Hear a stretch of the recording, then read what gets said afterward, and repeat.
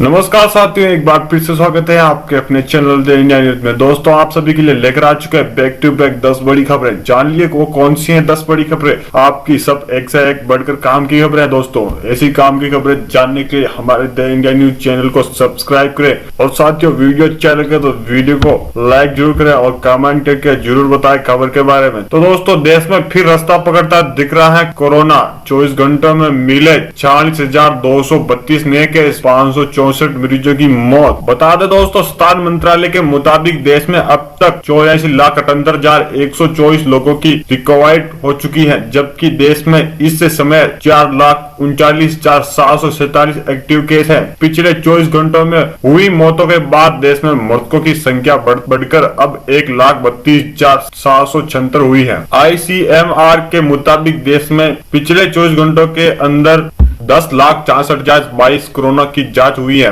Corona से इस समय सबसे ज्यादा प्रभावित देश की राजधानी दिल्ली दिखाई पड़ रही है। दूसरी बड़ी बात करते हैं, इन सरकारी कर्मचारियों को बड़ा झटका। सरकार ने सैलरी बढ़ाने पर जून 2021 तक लगाई रोक। लोक उपक्रम विभाग ने केंद्रीय सार्वजनिक क्षेत्र उपक्रमों के कुछ वेतनमानों के तहत वेतन उठा रहे एग्जीक्यूटिव और असंगठित सुपरवाइज के अतिरिक्त महंगाई भत्ते को 30 जून 2021 तक रोक दिया है। महंगाई भत्ते की किस्त का भुगतान नहीं किया जाएगा। DPI ने गुरुवार को एक बयान में कहा कि कोविड-19 महामारी की वजह से पैदा हुई संकट में मद्देनजर रखते हुए CPI के 2017, 2007, 1997, 1992 और 1987 IDA वेतन संशोधन दिशा निर्देशों के तहत वेतन उठाने में कर्मचारियों के लिए महंगाई भत्ते की किस्त भुगतान नहीं किया जाएगा। इसका भुगतान 1 अक्टूबर 2020 से बकाया है। विभाग ने कहा कि इस साथ ही 1 जनवरी 2021 तक 1 अप्रैल 2021 के बकाया DA में अतिरिक्त किस्त का भुगतान नहीं किया जा सकता। DPA के सर्कुलर में कहा गया है कि मौजूदा दर पर 1 जुलाई 2020 से प्रभावित DA पर भुगतान जारी रहेगा। DPI ने कहा कि 1 जुलाई से DA की भविष्य की किस्त का भुगतान कब किया जाएगा, इसका फैसला सरकार करेगी। 1 अक्टूबर 2020, 1 जनवरी 2021 तक 1 अप्रैल 2021 से प्रभावित DA की दर के बाद बहाल किया जाएगा। साथ ही साथ जाने साथियों, पेटीएम के जरिए घर बैठे चुटकी में बुक करें LPG सिलेंडर। 50 लाख लोग करते हैं बुकिंग। जान लिए दोस्तों कैसे काम करता है यह प्लेटफॉर्म। पेटीएम ऐप के जरिए LPG गैस सिलेंडर बुक करने के लिए ग्राहक को बुक सिलेंडर टैब में जाना होता है। इस टैब में उन्हें अपना gas provider LPG ID, mobile number, consumer number देना होता है। इसके बाद उन्हें पेमेंट भी करना होता है। इसके बाद नजदीक एजेंसी ग्राहक के घर पर गैस सिलेंडर पहुंचा दिया जाता है। दोस्तों, बात करें पेट्रोल की तो 1.15 महीने के बाद अचानक क्यों बढ़ लेंगे पेट्रोल डीजल का दाम। इससे पहले सितंबर में पेट्रोल और जुलाई में डीजल का हुआ था महंगा भाव। इससे पहले पेट्रोल के दामों में 1 सितंबर को बढ़ोतरी हुई थी, जो 10 सितंबर तक यथावत बनी रही। इसके बाद पेट्रोल के दामों में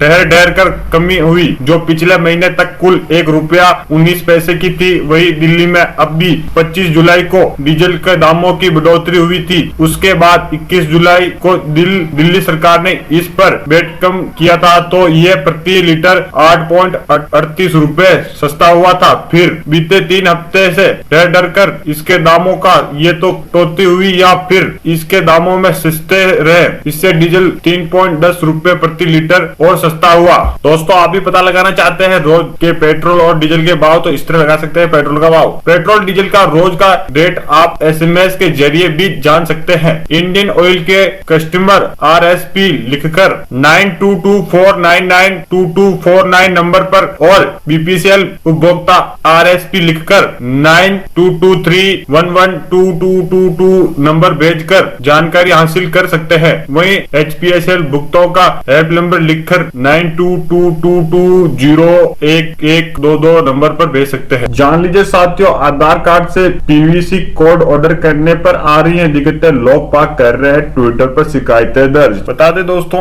एक ट्विटर के यूजर ने इस संदर्भ में लिखा कि मैंने 11 अक्टूबर 2020 को PVC आधार कार्ड के लिए ऑर्डर किया था, लेकिन अब तक स्टेटस में यदि दिखा रहा है कि रिक्वेस्ट प्रोसेस में है। और ट्रेंडिंग के लिए भेजा दिया जाएगा। मैंने जब 5 नवंबर को इस लेकर शिकायत भी दी थी और अब ये पूछा कि कब तक समस्या दूर हो जाएगी, तो जवाब दिया गया है कि इसके बारे में कुछ कहा नहीं जा सकता। इसके अलावा एक अन्य यूजर ने लिखा कि उनके पीवीसी कार्ड के लिए ऑर्डर किया था और उसकी पेमेंट भी कर दी थी। हालांकि अब तक UIDAI की ओर से ट्रांजेक्शन की कंफर्मेशन को लेकर मैसेज नहीं आया है। एक यूजर ने लिखा, मैंने आज तीसरी बार ऑर्डर किया है, लेकिन पिछले 2 बार की तरह इस बार भी कोई रिक्वेस्ट नहीं मिली है। जान लीजिए दोस्तों, कोरोना पर केंद्र का अलर्ट। हरियाणा, राजस्थान, गुजरात और मणिपुर में केंद्र टीम तैनात। देश में कोविड-19 के 45,576 नए मामले, 585 और लोगों की हुई मौत। देश में एक दिन में कोविड-19 के 45,576 नए मामले सामने आए हैं। बाद में संक्रमित के मामले बढ़ते हुए 79,50,000 हो गए हैं। वहीं 83,83,000 से अधिकतम लोगों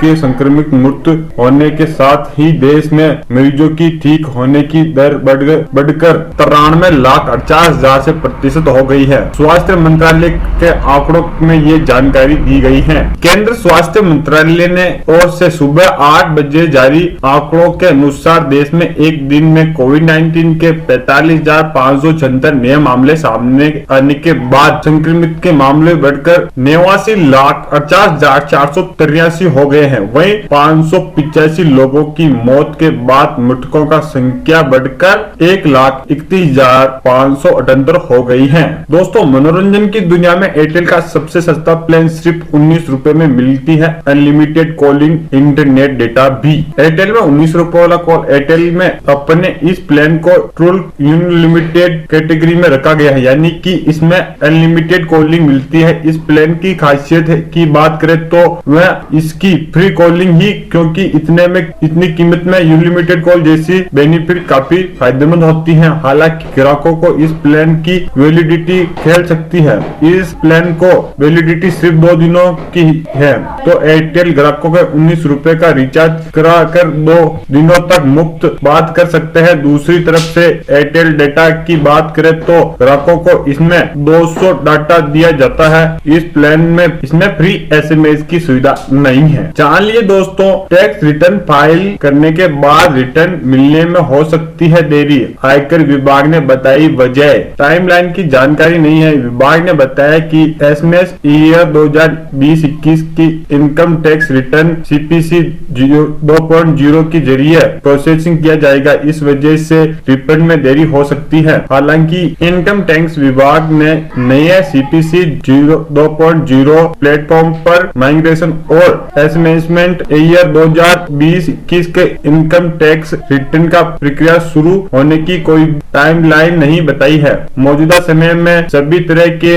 इनकम टैक्स रिटर्न बेंगलुरु स्थित सेंट्रलाइज्ड प्रोसेसिंग सेंटर में से प्रोसेस किए जाएंगे। CPC 2.0 प्लेटफॉर्म शुरू होने से टैक्स पेयर को कई तरह की सुविधाएं मिलेगी और ITR की प्रोसेसिंग काफी तेजी जाएगी। बता दें दोस्तों कि बीजेपी का मिशन 2024 असम का शुरू होगा। JP नड्डा का 100 दिनों का मास्टर प्लान। बीजेपी अध्यक्ष JP नड्डा का ये दौरा असम से शुरू होगा। 26 नवंबर को बीजेपी अध्यक्ष गुवाहाटी पहुंचेंगे, जहां वो मई 2021 में राज्य की विधानसभा चुनाव से पहले पार्टी के संगठनात्मक तैयारियों की समीक्षा करेंगे। अपनी 2 दिवसीय यात्रा के दौरान JP नड्डा गुवाहाटी की पार्टी सदस्यों के साथ 3 के 4 संगठनात्मक बैठक करेंगे। इस दौरान वे राज्य में पार्टी के कोर कमेटी के सदस्यों के मुताबिक करेंगे और अगले साल होने वाले राज्य चुनाव में भाजपा को सत्ता में बनाए रखने के लिए क्या करेंगे